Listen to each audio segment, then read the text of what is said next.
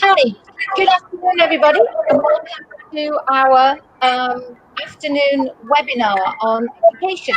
So this afternoon is a vitally important webinar, given that on next Thursday is the UCAS deadline to reply to your offers. So for all of you that are lucky enough and talented enough and brilliant enough to hold offers from UK universities, you need to reply to those offers by next Thursday. And some of you or some of your parents and maybe evaluating whether you're going to go to the UK and take up that offer. So today, very important webinar. We have two ladies from the British Council with us, and they're going to be talking to you about some of the things you should consider, and hopefully they'll be reassuring you about why you should be going to the UK to get a first-class education. So I'd like to introduce, first of all, the first speaker that we have will be Sarah Deverell. Now, Sarah is the current director of the British Council in Malaysia.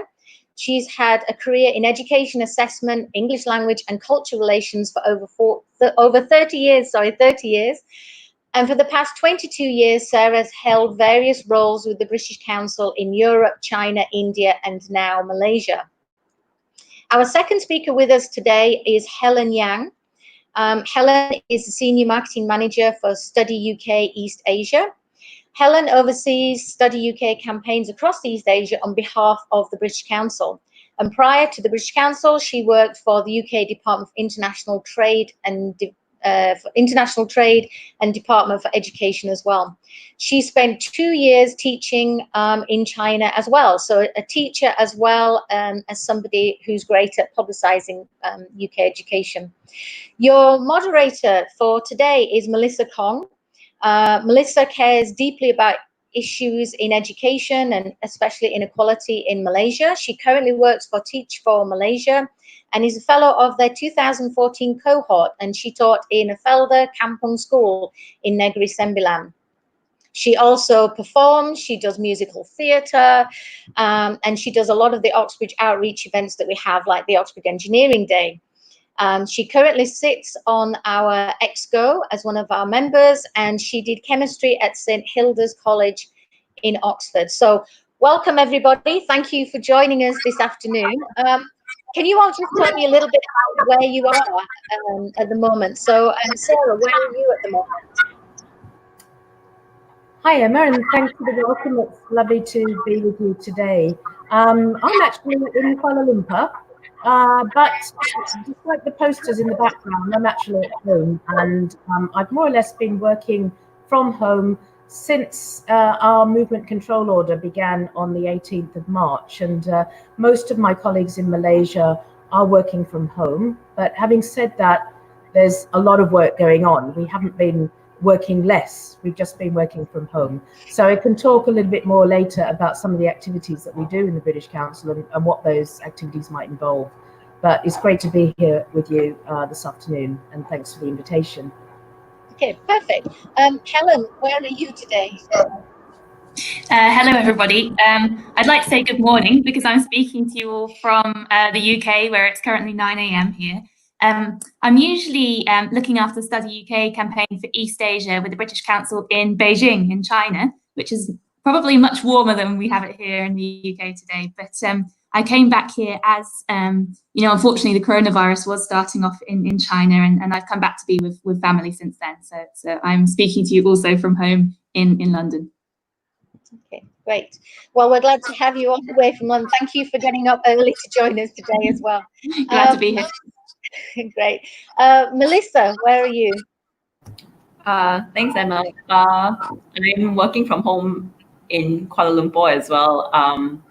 The Teach for Malaysia office is quite close to the British Council office, but closer to the Masjid Jamek site. So there are quite a lot of ongoing cases and red zones still in the area. So that's why we haven't gone back to the office yet. Yeah. Okay, great. Well, thank you for joining us too. So I want to kick off with the first question. I spent 7 happy years at the British Council as a teacher with you doing your English language courses, and a lot of people know that you do these English language courses, but some people maybe didn't know that you're so heavily involved in higher education in the UK. Can you just explain a little bit about what your role is in Education UK?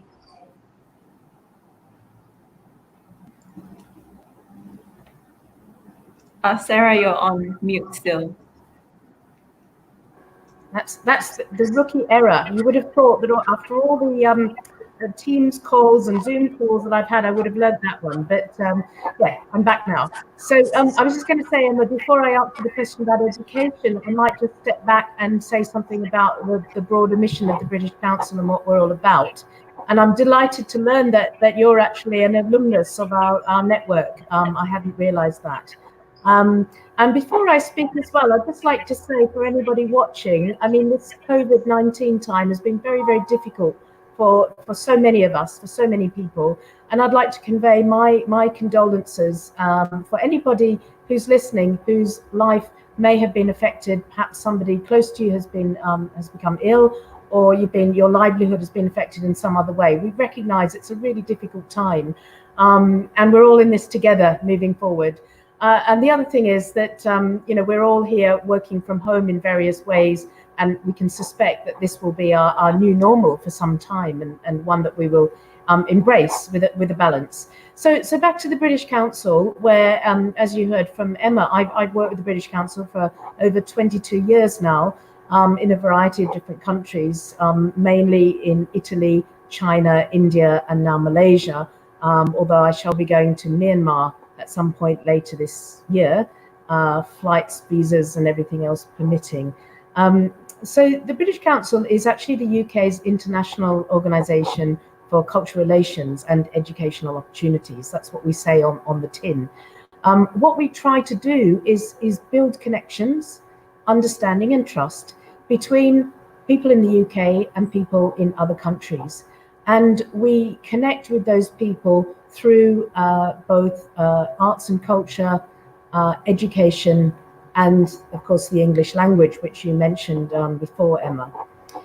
We work in two ways. One way is that we work with individuals to help transform their lives, be it through qualifications and learning experiences and thought-provoking experiences, but also with governments and partners to make a much bigger difference in the longer term. And we try to create benefit for millions of people around the world. That's through helping young people to get the skills that they need and the connections and the confidence they're looking for to realize their potential, and also to participate in strong and inclusive communities. And Melissa, you mentioned inclusion as being important to you. It's also very important to us in the British Council. We support people to learn English, to get a high quality education, and to gain internationally recognized qualifications. And then, of course, our work in the arts and culture helps to stimulate creative expression, exchange, and it nurtures creative enterprise. So we try to connect the best of the UK with the world, and the best of the world with the UK. And those connections, we hope, lead to a better understanding of each other's strengths and of the challenges and the values that we share, of course. And that, in theory, would build trust, and it builds trust between people in the UK and other places where, and that trust, we have research to show that trust endures if you share these kind of cultural connections. Sometimes when official relations can be strained. So we have instances of the British Council existing where perhaps the embassies and the official relations don't. We currently work on the ground in more than 100 countries. And last year in 2019-20, we connected with about 80 million people directly across the world, and around 791 million overall through our online and through our broadcasts and publications. So that's sort of broadly about the British Council. We're funded partly by grant in aid from the UK government, and we have significant income as well from our partnership agreements, our contracts, and also our teaching and exams work.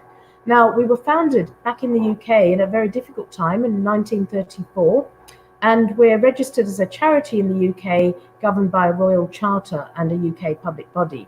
So here in Malaysia, we've actually been in Malaysia for over 70 years. In fact, it wasn't called Malaysia when we were first here, when we opened in Kuala Lumpur. So you specifically asked then, Emma, about our connection with education and UK education. And one part of the work that we do is through our Study UK arm, And that's why I invited and asked Helen to be with us today, because Helen is our Senior Marketing Manager for Study UK. And this is a team of people that's based both in the UK and in various countries around the world. And we offer very specific support to international students in helping them to be the best they can be, really, through a UK education. And when we do that, we work both with, we work a lot with the people who influence, the intermediaries, if you like, who might be the sort of education agents, school counsellors and so on, and also institutions. We work specifically and primarily with UK institutions to help them to connect with the world. So it's again that connection of from the UK outwards and outwards back to the UK. So in Malaysia, we have a strong Study UK presence, but we also work in education, in higher education, through our programs team, our cultural engagement team, who work extensively with government partners, with local institutions here, and we also work to support our UK education on the ground here in Malaysia. And you might be aware we have 5 fantastic UK branch campuses based in Malaysia. So we work with all of these partners in lots of ways, really helping to support the best that the UK education can bring in helping people to be the best that they can be. So I'll pause there. I hope I've answered your question. Yes, thank you for the full answer. Actually, just jumping in, I've used a lot of your online resources teaching kids, and they're great. So if you're wondering what to do with your children and you want to improve their language skills, the British Council online has got lots of great activities, especially for younger kids as well. So thinking about just Emma, just if I may, on the online point, I meant to mention that I said before that a lot of our team are working from home at the moment. That includes all of our teachers, of whom you were one some time ago, and they're all teaching online from home. They're teaching our children and our adults, and we're looking forward to also going back to our office, and we're currently trying to work out when that might be. So it might be before the end of this month, it might be in early July, but for the moment, everybody's working very happily from home and connecting with our students everywhere. Sorry, back to you, Emma. Okay, that's great. Focusing on the higher education sector, sort of pre-COVID, what were the trends of how many Malaysians were going to the UK for higher education, and what's the split between undergrad and postgrad in a typical year? Sure.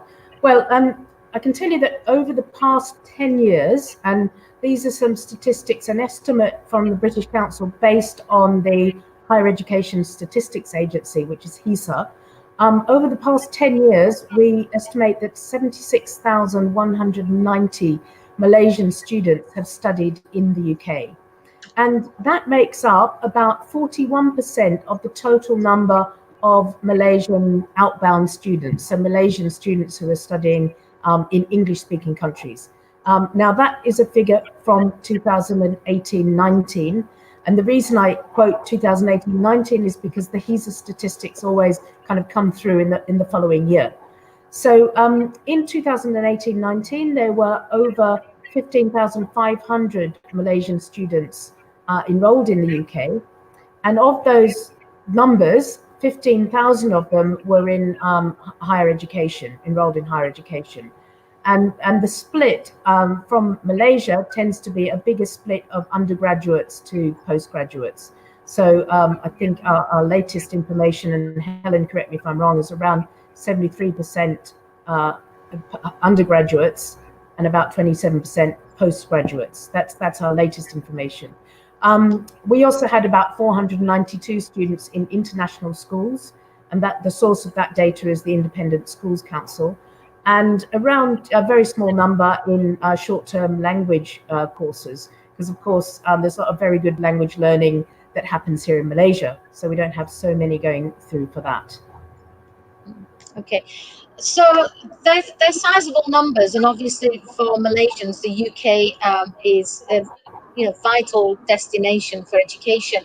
How do you think those numbers are going to look for the 2019-20 year? And so, how many were planning on going, and how many do you think will still go? What's that trend going to do going forward, do you think? Well, for 2019-20, as I say, the official statistics I have to go on are the HESA statistics, and the latest information available is that data from 18-19. So where we said that we had around 15,000 students in higher education, we expect that to have been about the same last year.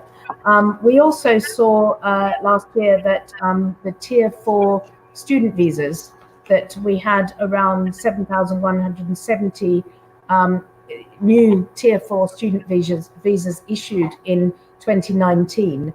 So you know, that's around 4% of all of the visas that were issued from East Asia, from this very big part of the world. So, you know, in terms of right now, what we're expecting, well, we've recently done some surveying of student sentiment, and the good news is that many of those students are very interested in continuing and finding a way to continue their overseas education. And what we really want to do is to encourage them to try and do so and give them the information they need to help them make that decision. And probably some of the main concerns that we've you know, obviously noticed are around health and well-being, and you know, that the sort of the right safety and security will be in place when they pursue their studies. Of course, there were some issues around finances, because we acknowledge that people, as I said before, people have been impacted in different ways from COVID-19. But broadly, we get a sense that people are very committed to their international studies. Education in Malaysia, of course, is incredibly important. And given that we've got around 500,000 alumni of a UK education based in Malaysia, we know that there's a deep and long sentiment from parents, grandparents, and others to want to encourage people to do so. So I'm hoping that with Helen here today as well, we can help to give some of that really sort of accurate and supportive information to help, you know, those students who are still trying to make a decision, and to, I guess, trying to encourage you that, you know, our universities in the UK are amongst the most trusted and respected universities in the whole world. And they are a very good place for you to continue to develop your skills. And your well-being will, of course, be our topmost priority. And we're hoping that will make you'll feel safe, you'll feel secure, and you'll be able to get the very best from your studies. So I think you've got some fairly specific questions coming up, which I'll probably pass to Helen to address, and I'm happy to chip in whenever the right moment may be. Okay. Okay, that's great. Thank you. Yeah, we certainly want to continue lots of Malaysians going to the UK, and especially Oxford and Cambridge. We want to continue growing that alumni base. So I'm going to pass to Melissa, because she's got some specific questions on the batch of students that are hoping to go this year. So over to you, Melissa. Cool. Thanks, Emma. So my first question is, what are most UK universities saying about the acceptance of grades, given that, like, I think A levels are on hold right now, so they're accepting it based on like having to do assessments and things instead? Yeah, so how are UK universities feeling about that? Hi, Melissa. I can definitely give a bit of background on that. So I'll tell you about kind of three different groups of people. So the very first group, as you mentioned, are of course those students who are taking the UK exams, such as A levels. And some of you may be aware that in the UK, at least, the summer exams have all, you know, they're not taking place this year because of the current situation. So as you rightly say, what's happening is those students, their teachers are giving them a grade based on coursework, based on mock examinations, based on their general performance throughout their A-level time, or throughout the time, you know, if they're doing IB or something else. And those grades that are given by the teachers are being accepted by the examining board and are being accepted by the universities in place of what they would ordinarily have. And in order to ensure that nobody is disadvantaged in this process, a few things are being put in place. Firstly, students can contest if you know, if they don't think it's quite right. Before, you'd have a certain number of A stars, a certain number of A's, that kind of thing. It will be the same this year. So that's all going to be accepted going forwards. Now, for international students who, you know, most of us today on the call are, if you all go onto the UCAS website, so UCAS, you'll know this well, being the portal that you've, you know, put your undergraduate application through. It has a really good page for international students, and you can just Google this, you'll find it straight away. And in there, it's got a list of all of the major international examinations and what those examining bodies' plans are for this period of time, because it's not just the UK exams that have been affected, of course, it's all of us across the globe. And all of them will actually, you'll find, have quite similar plans in place to what the UK government's put in place, in that, you know, often it's the teachers who are giving kind of substitute grades. And the good news about those is that the UK universities and the UK government have said actually they're very willing to accept those grades if they've been given by a reputable institution. They'll accept those grades when they're looking at your application, and they'll accept those, you know, if you got a conditional offer and you were told you needed this, this, and this grade, so long as you've got those grades through, you know, through your examining body, through the kind of substitute grades, then that's totally fine. And I'm also pleased to say the same is for those of you who are going to do masters in the UK. Of course, you'll have been told you need a certain undergraduate qualification, won't you? And for that, so long as, you know, it's your university that has said, okay, your exams couldn't go ahead this year as we'd hoped, we're giving you this grade instead, as long as it comes from your undergrad university, that's also fine. The third group of people I want to address are some of you might be independent candidates, perhaps, maybe not so many of you, but some of you might be. And by independent candidates, what I mean is those students who are taking their exams on their own, perhaps at home and not via a school. And why it might be slightly trickier for you is because you don't have the teachers who can give you those substitute grades. But not to worry, what you can do, if you go onto your UK university's website, a lot of them have a form that you have to fill in if you're an independent candidate. They ask you to write about what your situation is, and they're going to see if they can find some flexibilities for you, because they're very, very aware that this is a really hard time and that things aren't quite going to plan for many of us at all. So they're trying to be as flexible as possible. Some of the UK students, whilst they are getting these substitute grades, they do have the choice of retaking in the autumn if they wish.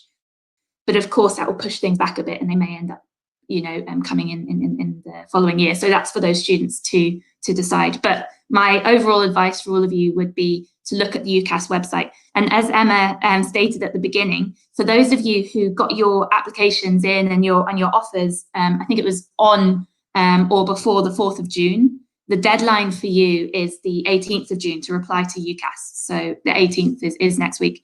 However, some of you might be still looking at applying, have not submitted your application yet, and lots of UK universities are actually still accepting applications.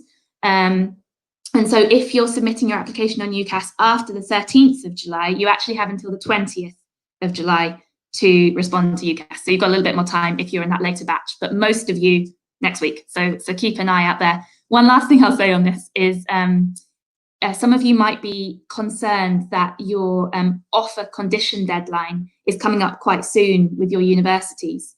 And by that, I mean, you know, you've got to give all your bits and pieces to the university to prove you've met your offer. The good news there is a lot of universities have extended that deadline even into August. Cambridge, for example, has done that to the 21st of August. So do check. All of you, your university that you want to go to, they have a special COVID page, and it's split between undergraduates, postgraduates, prospective students. Just look on there. It's got great FAQs. Cool. Thank you so much, Helen. Can you share a little bit more also about like how classes are looking to be run for universities come September? Like what will campuses be like? And also about like the precautions that universities will be taking to keep students safe? Yeah, no, that's a really good question. And I think it's probably the one on most of our minds at the moment as we're looking ahead to the autumn. So what I would say, first of all, is that most UK universities are preparing to welcome new students and their current students this autumn. But of course, this will need to be most likely with some adjustments to the learning in the first term and first semester. And what I would say, first of all, is we've probably got 3 scenarios that we're looking at if you look at universities across the board. The first scenario is the UK manages to flatten the curve and we're in a very good place by September, October time, and they open as normal, everyone back on campus. That's our first scenario. The second scenario is that things do improve a bit, but we still need social distancing measures. And this is what the UK is looking like at the moment. And I'm sitting here at the moment telling you this.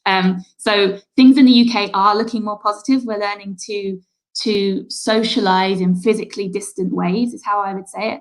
But also with this distancing, I think what we've seen mostly in terms of social changes is the digital acceleration that's come about with it. And this is really showing up on university campuses probably more than anywhere else, because it's education, work and leisure that's being impacted. So yeah, the second scenario is that some things will be taking place on campus. And by some things, I mean, so if you think about Oxford and Cambridge, they have their supervisions or tutorials, depending which one you go to, they call them different things. But you have your 1-to-1 or 2-to-1 tuition and small groups, small seminars. And that's the crux of the education in those universities, that small scale. And this is true actually for a lot of UK universities, and what sets them apart is that you do have a lot more interaction with your teacher, with your professor. So those smaller scale things will be on campus, and then the lectures most likely would be online, at least in the first term. And some of you may have seen for Cambridge, at least, they've actually said all of them big lectures will be online for the whole of the next academic year, but those smaller groups will be on campus. So there's that mixture. We're calling it a blended learning type. And then the third scenario, which of course we're hoping won't be the case, is that in the first instance, everything will have to be online, and that, as things improve, then students start to move back to campus. What I can say at the moment is that most universities have their plans in place for the autumn. Not all of them have announced this yet, because like in every country, like in Malaysia, like here, we're taking everything week by week, in a week by week way. And things are different in different regions and different cities. So they're really following the UK government guidance, which is led by the science very, very closely, and they're addressing as we go on. So we will see more announcements as the coming weeks, coming months go by. So do keep an eye on your university's announcements. Keep in touch with your admissions teams. What else should I tell you about that? I think what I really want to say to everybody here is that whatever the student experience may be, at least in this first term, all of you international students are guaranteed that you'll be learning from the same, world-class universities. It's the same content, the same professors, it's the same course content that you're getting, even if for the first term you're learning from Malaysia. That they really are making all of the flexibilities they can. And by that, I don't just mean excellent online provision. I also mean flexibilities in the timetable, because of course, if you need to be learning virtually in the first term, in Malaysia, you're 7 hours ahead of us at the moment in the UK. So they're very aware of this, and they're going to make sure everything's available online, that you do get slots to speak one-to-one with your tutor, because they know that's really, really important. And the other thing I would say as well, in terms of what's going to happen in September, October time, is some universities are saying already that they're definitely going to open at that time. So Queen's University in Belfast, for example, have said this, as have others. I think Aberdeen University, for example, is going to start just a couple of weeks later to give everyone that bit more time. And what some people might be concerned about, if you're a fresher, if you're a new student, is, when you go to a new university, usually you have a fantastic social experience, and that's a really big part. And whilst the blended learning and the virtual learning can address this to some extent, none of us are going to say it's the same thing, because we know it's not. But what I'm pleased to say is that the universities and the student unions in particular are putting on some great virtual activities to make sure that you're meeting your tutors, you're meeting your friends, so that you're at least feeling part of the community. Another thing I would say is, you may have heard about something called social bubbles in the UK, particularly in the education sphere. So just to explain a little bit about that, the thinking at the moment, which is currently in the planning stage, is that in order to keep students safe, but so that you're not having to be on your own on campus, one thing that might happen is that you both study and live with the same small group of people. So for example, if you are an engineering student, then you might end up living, at least for the first bit of time, with other engineering students, because that means you can hang out together, you can go to your lecture together, you know what I mean, and you can do your socializing as well, and actually have quite a good time. and get to know your classmates very well, which is different to how it would ordinarily be in a UK university, where you might be living in a more of a mixed group with art students and others. So just wanted to mention that too. And you did ask about how universities are making sure that students are safe. So in terms of that, I suppose, the first thing I would say is that health and well-being of students, but not only students, also staff and the local community, is the #1 priority of the universities.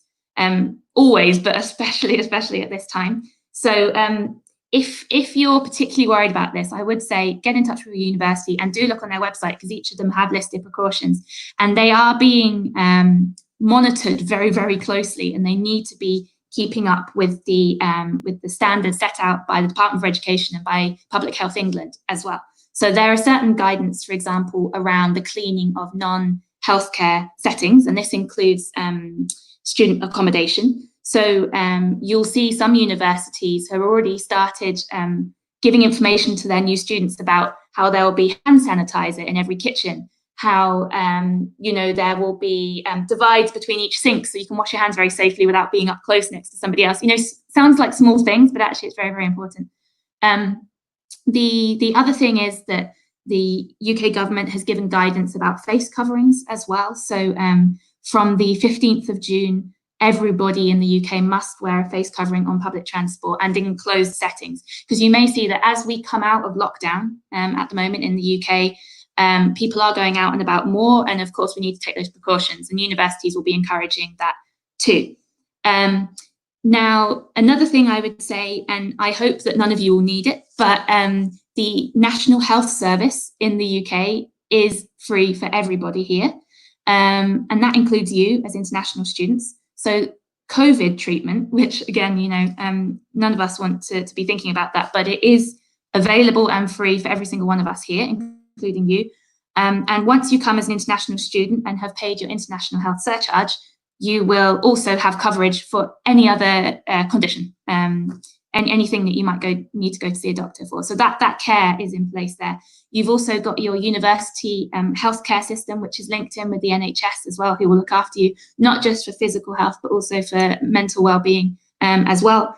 And in terms of, if you are concerned at this time, and I will touch on, I think, in some later questions about budgeting and money, but if you are concerned particularly about how COVID is going to affect you and your finances, universities do have student hardship funds, which government is encouraging universities to dig into more at this time. In fact, there's £23 million available, even just for June and July, I believe, for universities to use. And this is to be used for things like IT equipment, even. You might not have thought of that, but IT equipment, so that you're able to continue your studies the same as everybody else, that you're not disadvantaged in case you were before. Or mental health support, as I said, and the universities are addressing this, on a week-by-week basis to see what's needed. I think I've spoken a lot there, but they're just some headline things about how September will look and how universities are looking after you in the UK. Sorry, can I just jump in with a quick question, wearing my hat here? Obviously, the NHS is incredible. But what happens if the student is sick, but not sick enough to go to hospital, but they have to be quarantined? Or they're one of these people who have been in contact with somebody who does have COVID and they have to self-isolate. How does that work in a university? Sure, that's an excellent question. So the Department for Education has actually set out very specific guidance. If you look on gov.uk, you can just Google it as well. But to give you some headlines, the DFE, Department for Education, has said that, of course, students must be isolated in the student accommodation if they have indeed been in contact with somebody who has COVID-19, or they're concerned that they themselves have symptoms. And that's all set out in there. And actually what the universities are ensuring is, number one, that they're in a safe setting. So those students, for example, have an ensuite bathroom, even, because you don't want to be sharing bathroom facilities or cooking facilities with somebody who has these symptoms. The other thing I would mention on that, which I should have said before, from this Monday, actually, from the 8th of June, so from the 8th of June onwards, if you're an international person from overseas coming into the UK, so if you're a student, if you're a member of staff, coming into the UK, you must quarantine for 14 days. Now, this isn't unusual. This is what's happening across the globe, actually, for those who are traveling. And actually, I myself, when I traveled from China to the UK, did the very same. And so this is going on now in the UK. And if you're an international student, I want to assure you that you will receive the very best welcome from your university. They are very much set up for it. They've already set out special areas for international students coming in. They're also set up for students coming in later, if need be, so the accommodation is there. The other thing I would say is some parents, some students are probably concerned about this, particularly how are you going to get your food, for example. Now, two things on that. One, the restrictions for the self-isolation do say that you can go out for essential reasons. So if you needed to get food. However, most universities, because obviously that's not that safe, most universities are saying that they will provide food to the students. And we've seen great evidence of this already in the past term, because remember, this virus has been going on for months now. So those current students who are already in the UK and still on campus because they were unable to perhaps go home, they've been looked after really, really well. And there have been grocery drops to doors. There have been food banks for students. Some universities have provided 3 free meals a day for students as well.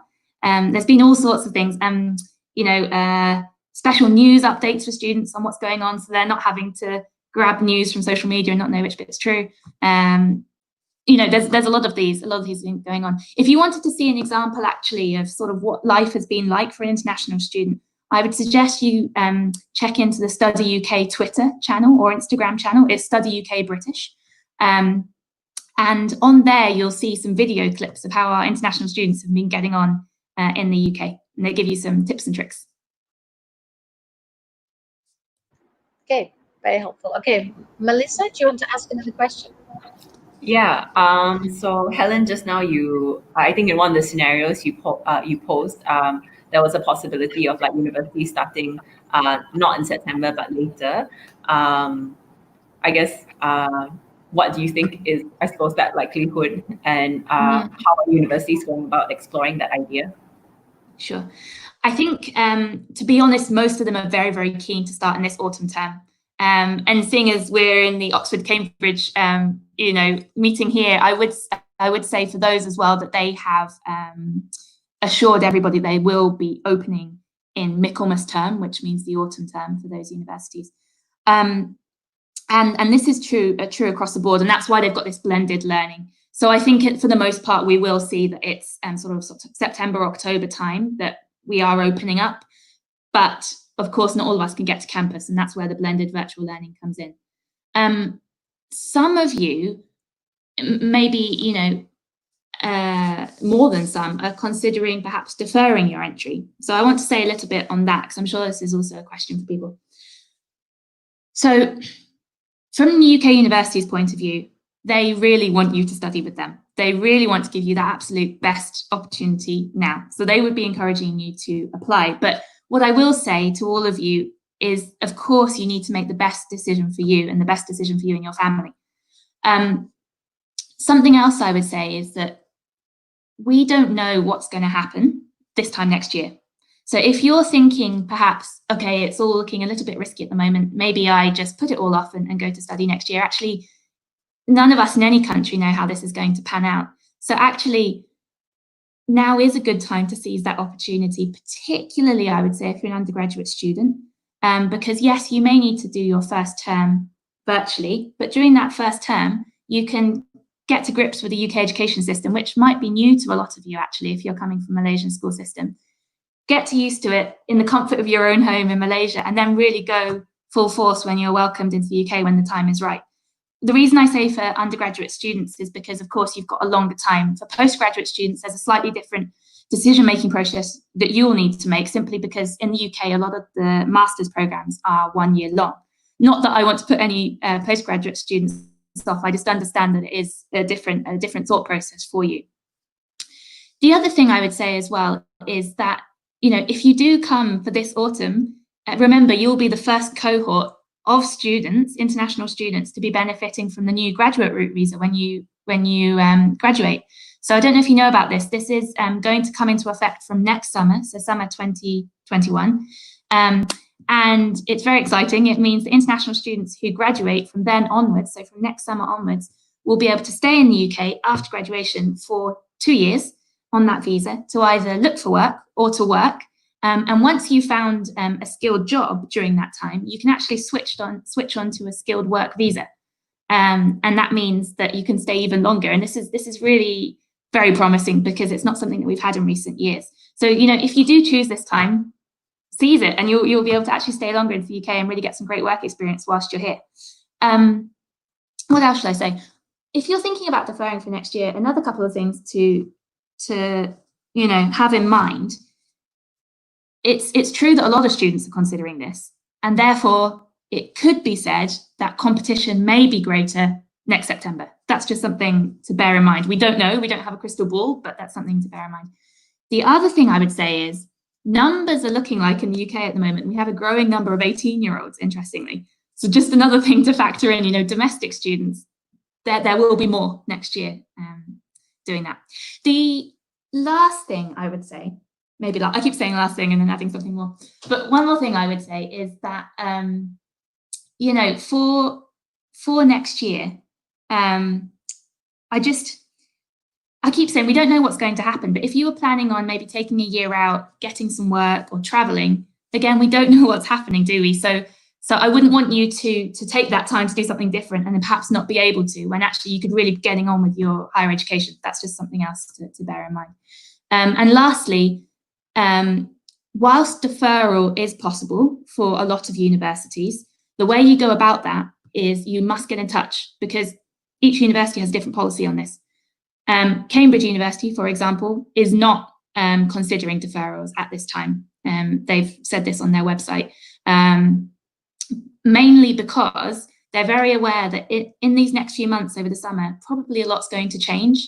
And with it, your thought process will change. So whilst you might be feeling quite concerned now, we may be in a much better place then, and you'll be in a better place to decide on whether you want to make that move or not.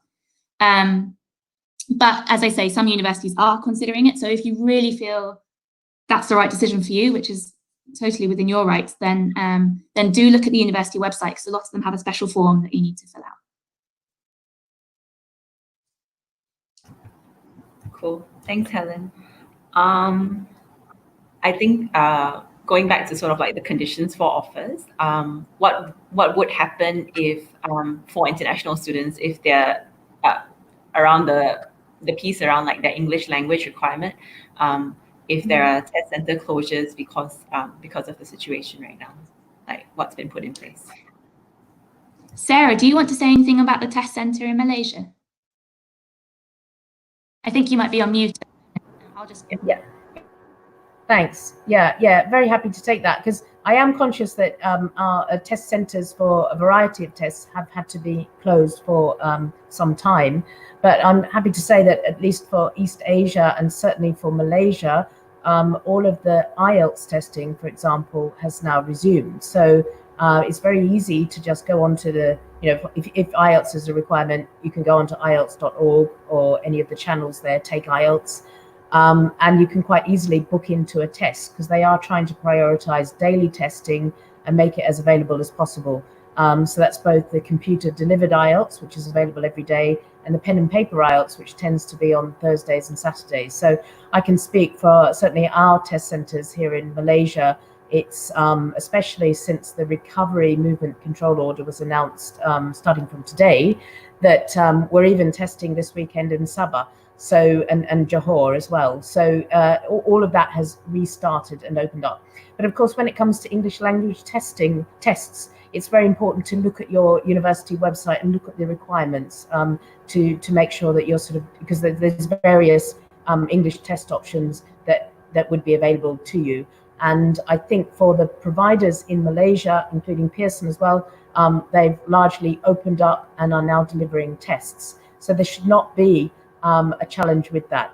Test providers are very conscious of this problem, and they're as keen as you are to try and connect you with an English test. And again, if you look on the website for your university, you might find that they have other English test provisions in place to cater for this exact issue, this exact problem, which we're all very, very cognizant of the fact. And I think that's a key message for today, that you're not alone, that we're all in this boat together. Everybody is very, very aware of the difficulties that we're facing, and people are bending over backwards to help you to achieve your dream, your education dream. I just add on to that as well, in terms of what the universities are making available in terms of flexibilities. They are offering different tests. So as Sarah said, just go onto their website. They have a special page on the English requirement. Secondly, some of them have actually been given permission by the UK government to do some of their own assessments, actually. So, for example, in Cambridge, if your IELTS test, for example, is 6 months out of date, that's actually, usually that's not okay, but for them, they're saying it is okay. It just means you just need to do the additional testing at their language centre free of charge when you get there. So they're making these allowances. So I wouldn't worry. And as I said earlier, some of them are actually extending their deadlines for you to show proof of your qualifications, because they know that it's taking longer than normal for that. Yeah, absolutely. Cool. Thanks. My next follow-up question, I think, is around visa requirements for international students. By when will students need to make a decision around whether they do want to go to the UK, so that they've got enough time to get their visa completed? I think also another factor to see whether, I think, just to get your thoughts on is with the recovery MCO right now, Malaysians aren't allowed to travel internationally till August 31st. So that also feels like quite a fine timeline to work with. Yeah, so I want to get your thoughts on that. The first thing I would say is that student visas, so the Tier 4 visa that you will be applying for, usually takes 15 days processing time. So that gives you some idea of a timeline. That's the standard processing time. The good news for Malaysia is that the KL Visa Centre is actually opened on the 1st of June. And this is not true of all countries. So we're in a good position in Malaysia that it has opened. I will add that it is a phased reopening. So just keep an eye on their website and look at when the appointments are. I would say, though, that there isn't a hurry at the moment in terms of getting the visas, because we're waiting, of course, as we said earlier, to see what the announcements from the UK universities are. You need to see when your university is opening, because a lot of them at the moment are closed, apart from for very specific reasons, So, and I'm not just meaning to international students, I mean for domestic students as well. So do take a look at that. Also remember that I know, Malaysians can't travel outside Malaysia until 31st of August, but you've got to be thinking about the flights as well. Whilst borders might be open, flights, won't necessarily be there, or they might be expensive. So you need to be looking at that too. My main advice to all of you is to really use this time to familiarize yourself with the visa process. Make sure you understand from your university what English proof they're looking for, and get all of your ducks in a row, so that when you got the go ahead to you got the green light, really, then you're ready to go. That'd be my main advice really at the moment with the visas. Sarah, I was just going to add to emphasize the point that Helen just made about familiarizing yourself with the process, because that is critical, because the more familiar you can be with the website, studying exactly what is required, then you're good, you're ready to go when everything's possible and open. And I think, as Helen said, here in Malaysia, we are quite lucky because our KL Visa Application Centre is actually opened, but do look on their website for sort of appointment details and so on. So, again, it's about that flexibility and awareness, and the fact that Malaysian students can't travel necessarily out of Malaysia until the end of August. That's what we're saying at the moment. I believe if there's special circumstances, you can actually apply for an exception, but probably it's best to stay where you are for the moment. But that means September, when most courses would go back, you're allowed to go, you're good to go. So actually that kind of the end of the RMCO by that time could fit quite nicely into your UK study plans.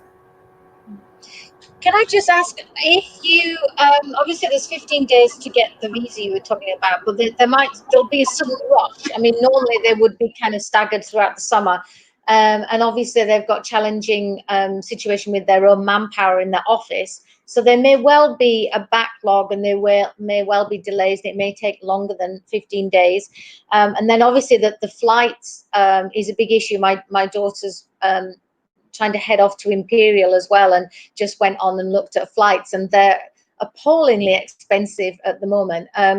So what happens if the flight is just too expensive and they decide to wait, or your visa's not through? I mean, it's good news about the English language requirement, but there may be that you haven't got all your ducks in order, as you say. Will the university say you must start on time? I know they used to kind of say you had to be there, you had to be ready. Are the universities going to be flexible about people not being able to get there on time? They absolutely will be, yeah. And a lot of them have said this, actually stated it in writing on their websites, that they know that, you know, every country is different at the moment in terms of who's allowed to move and who's not, and who can actually move across borders.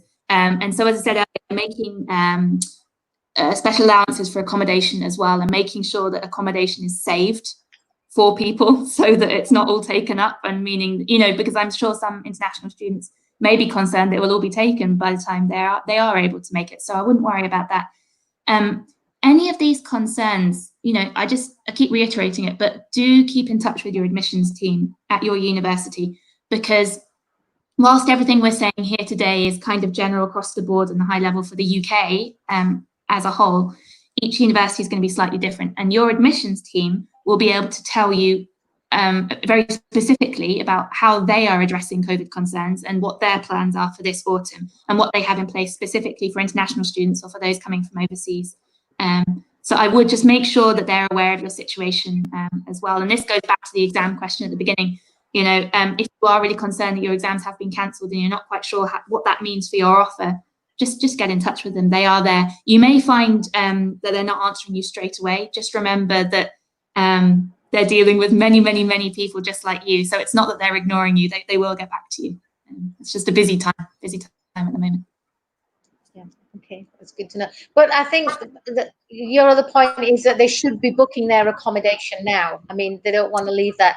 If you definitely going, make sure that's an important part of what you do on time. Again, I would speak to the university, because something that we are seeing is, and I saw this in the media recently, that students shouldn't be encouraged to book up for a long period of time just in case, because, you know, none of us do know what's happening, even within the UK at the moment. I mean, we've just eased up from the 1st of June. The lockdown started easing. We came out of the first phase, and that meant that we could leave home more than once a day for exercise. It also meant that some outdoor shopping places could open, like car showrooms and things, or outdoor markets. And it meant that you could meet with somebody else from another household, as long as it was socially distanced. But this could all be, they're referring it to as a tap, you know, so, you know, as they're watching the infection rate, actually they could turn it on and off. So my advice really would be to contact the university, see what their advice is on it, just because I wouldn't want students to go and book up, you know, a big bulk of time for accommodation and then not be able to use it. So just check in with them, I think. I wish you'd said that earlier. We've just paid for my son's accommodation in Bath. Never mind. I'm sure the family doing the same. Sorry. Okay. Sorry, Melissa. Do you have another question? Yeah. So the next question is around funding, which will obviously be a challenge, as Emma has brought up, about like how expensive flight tickets are, and you also alluded to earlier about like the sort of hardship allowances that that universities are making available to students. So maybe you can share a little bit more also about what's available both to undergraduate and postgraduate students hoping to come into the UK.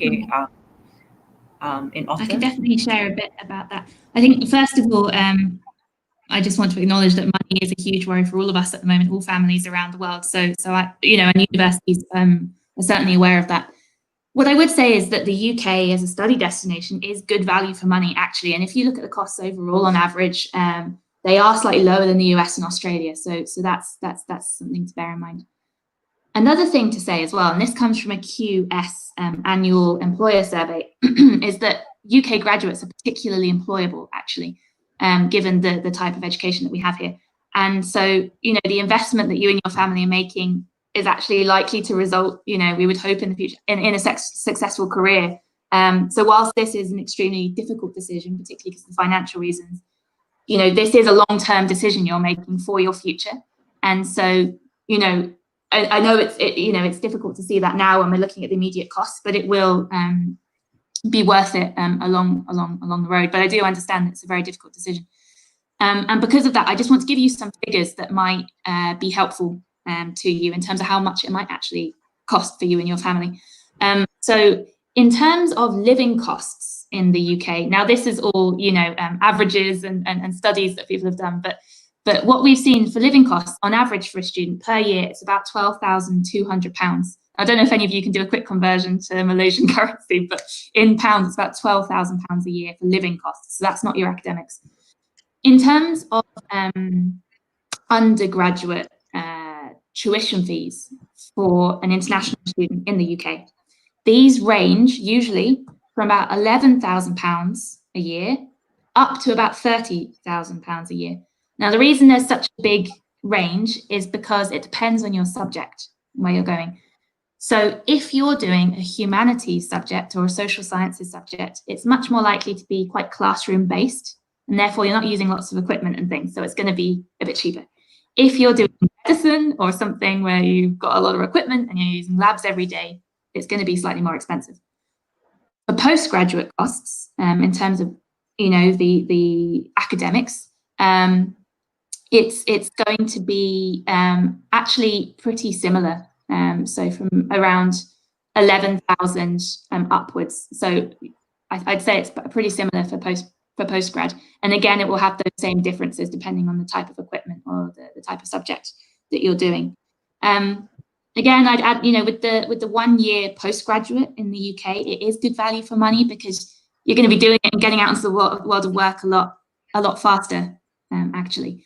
So that's something I would say. And in terms of budgeting, there's some tips I'd like to give some of you as well. So there are a number of student cards actually, which are great in the UK. So one of them is the National Union of Students card. So you can Google all of these. National Union of Students card. And that will, if you get that and apply for that, it will give you all sorts of discounts in cinema and shops and food and clothes and things like that. There's another one called the International Student Identity Card, which I understand also gives some money off.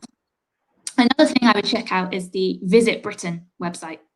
So Visit Britain is sort of, you know, works to promote the UK as kind of like a tourist destination, I suppose, or a great place to visit, not just for people from overseas, but also for those of us in the UK. And on there, it's got some great student discounts. So for days out and things when you're here. I'd also advise just to look at the types of supermarkets in the UK as well. It might sound funny, but there is such a range, you know, and you can look in your local area for those that might be slightly more reasonable if you want to keep costs down. Now, another important point in terms of funding is scholarships and bursaries, and I'm sure we're all interested in that. So there are more and more bursaries at the moment as universities are aware of the difficulties in financial situations. And these bursaries, just like scholarships actually, can be given sometimes on academic excellence. So, you know, if you've got particularly good grades, you might be eligible. If you come from more of a disadvantaged background, perhaps you might be eligible as well. And even sometimes where universities are keen to encourage students from particular countries to apply, there might even be a bursary there as well. So my advice to you would initially be to go onto your university website, look on that, they've got a special scholarships page, every single one of them. And all you need to do is plug in, if you're an undergraduate student or a postgraduate student, where you're from and maybe what subject you're studying as well. And it will give you a list of any pots of money that you might be eligible for. So I give that advice particularly for the undergraduate students, actually. For postgraduate students, first thing I'd say is there are a few UK government scholarships which are on offer to you, particularly Malaysian students, actually. So the first one, which is quite exciting, is our Great Scholarships, which is in partnership between the British Council and 9 participating UK universities this year. And they are offering postgraduate taught scholarships to Malaysian students at a minimum of £10,000 off your tuition fees. And most of them in a number of subjects as well. It covers a lot of subjects. And whilst a lot of the deadlines have been and gone, actually Leeds and Ulster University still have their deadlines open. So I believe Leeds is the 22nd of June and Ulster is the 3rd of July. But what I would say is go onto the Study UK website. We're going to share the link at the end. Go onto the Study UK website. And on there, we've got a special scholarships page, and it gives you a list of all the government scholarships, including great scholarships, and a link to the universities that offer them. And for the great scholarships, what they tend to ask of you is to fill in not too long an application form, actually. And the sort of questions, in case you're worried about what they might be, the sort of questions are, why do you think that you're well suited to this scholarship? Why are you eligible? Why should we give you this money? So it really puts the ball in your court to talk about yourself.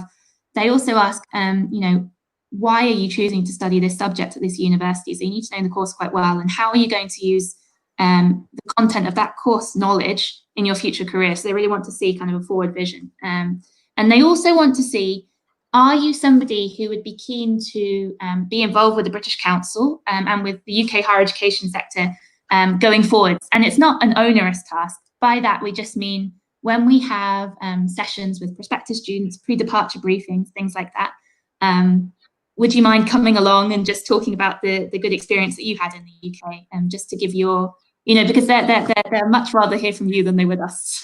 So it would be really great if those scholars could come and speak. So it's that kind of thing. As well as the great scholarships, there are other ones such as Chevening, for example, and you can find all those details on there. The last tip for scholarships is for postgraduate students. Go on a website called postgraduatestudentships.co.uk. Postgraduate studentships, and on there it's got a list of different postgraduate scholarships in the UK. Is there anything else I want to say about money? I think they were the main bits. Yeah. Okay, it's great. Yeah, thank you for those tips on scholarships. That's great. We're meeting our students tomorrow, so I'll be really happy to share those as well. And that's really useful, having it all in one place. A lot of people ask me, is there one place with them all in there? And actually, I didn't know about that. So fantastic tip. Thank you. So just one final follow-up question, really. Where, obviously, we need to keep up to date. Where is a good place to go to keep up to date with all of this information? It's a rapidly changing situation. Very first place to go, and I've mentioned it a few times, the Study UK website. And we're going to show the link, but just go to Google, type Study UK, and it will be the British Council, and it's very pink. You'll see it at the top of the Google page. So on there, we have a special COVID page, which has got all of the special links that you need. So everything I've mentioned today, UCAS, the UK gov.uk pages about visas, the scholarships are on there. All of the things we've covered today are there. The top reasons for studying in the UK. There it is, that link there, you'll be able to go on there. The next thing I would advise, as well as UCAS, of course, is to go onto the UKISA website. So that's UKCISA. Now, they look after a lot of the international students' inquiries, and they have a fantastic FAQ page for international students, specific to coronavirus queries. So a lot of those questions that some of you today may have, you'll just go there and you'll be able to find it. It's things like, I can't do an English test in my country, which won't be so relevant to Malaysians now, but in other countries it is still relevant. Or my exams were cancelled, what do I do? Those kind of questions. Okay, fantastic. Okay, thank you so much for coming and sharing all of that. I was saying earlier at the start that I'm at College Tongki Jaffa, and I think you've answered a lot of those questions that we get from our students. And as a parent, listening there, I've got two children, university age, and I think, yeah, it was reassuring to hear all that information coming out and all the different procedures and setup that they've got going on at the university. So thank you very much for that, Helen. That was great, incredibly informative. I would just add, for those of you who are going off to university this autumn, do be in touch with the British Council team in Malaysia. because we actually will have a pre-departure briefing in July. So keep your eyes peeled for that. We will be messaging out about it, so don't worry. But we've got a lot of good things going on at the moment. For anybody who's listening who are alumni, we're currently in the midst of a very good alumni employability series. So if you're interested in that, Emma, I can share details with you. Yes, and next week, we're going to hear from some top employers about the skills they're looking for from UK graduates.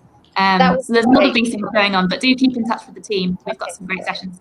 Yep, that's great. I'll be happy to share all of that with the link that I share with all the schools that we keep in touch with. So that will be great. Yep, fantastic. Thank you. Sarah, thank you very much for coming in. Good to meet somebody from the BC again. Thank you.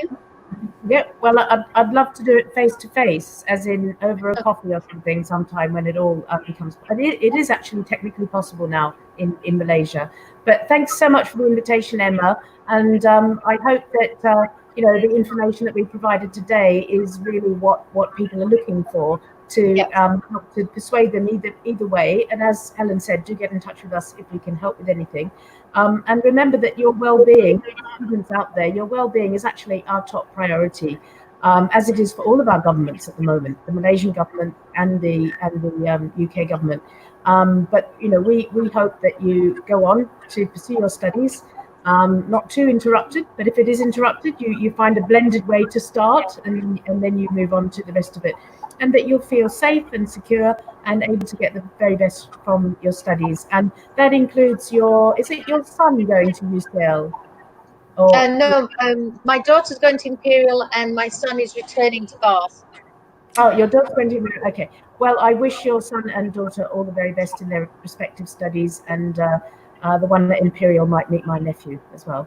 So all the very best. And thank you so much. We can be in touch also with lots of other links and lots of other information if it's helpful in the coming months. But lovely to be here and be on your program. So thank you so much. Thank you. Thank you very much. And thank you, Melissa, for your questions.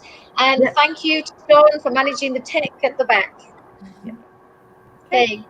Thank you very much, everybody. Bye. Thanks a lot. Bye. Take care. Stay safe. Bye.